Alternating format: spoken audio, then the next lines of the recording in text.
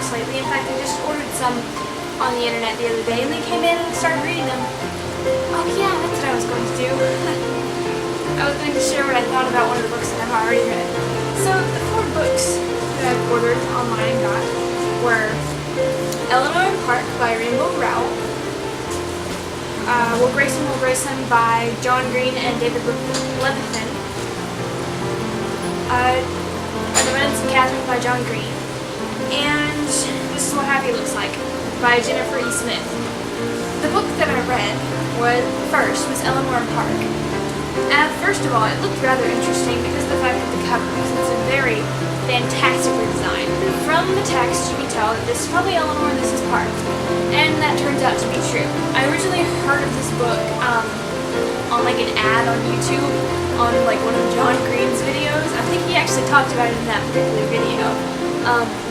And it just looked really good, and I got the chance to buy it, and I'm glad that I did because it was a really good story. Eleanor is a red-headed and mildly chubby, although the book doesn't go into detail as to how chubby, and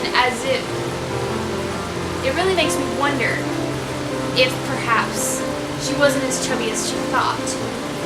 And then Park, who is a mild-mannered Asian boy, they end up meeting on the bus and falling in love, as unlikely as that sounds. It describes Eleanor. It says, red hair, long clothes, standing beside him until he turns his head, lying beside him until he wakes up, making everyone else seem drabber and flatter and never good enough. Eleanor. Then it describes Park. He knows she'll love a song before he plays it for her. He laughs at her jokes before she even gets to the punchline. There's a place on his chest, just below his throat, that makes her want to keep promises. Park. And the main description of it, since it's not on the back of the book, which drives me crazy, it says, set over the course of 1 school year, this is the story of 2 star-crossed 16-year-olds, smart enough to know that first love almost never lasts, but brave and desperate enough to try. Honestly, I thought it was a fantastic book. Particularly if you enjoy John Green novels or any novels that involve love stories that may end up not being super happy. I mean, it's a happy book, but it's also a sad book. So it probably took me about a good week to read this because I wasn't reading constantly. Though toward the end I read more often because it was such a good book. There are 325 pages to this book, so it's a decent read. But it's really, really worth it.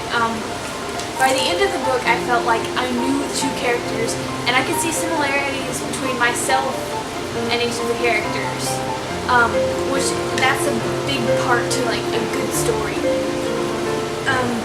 It really, after the book was done, it was one of those I was dreading the ending because I knew it wasn't going to finish off the story.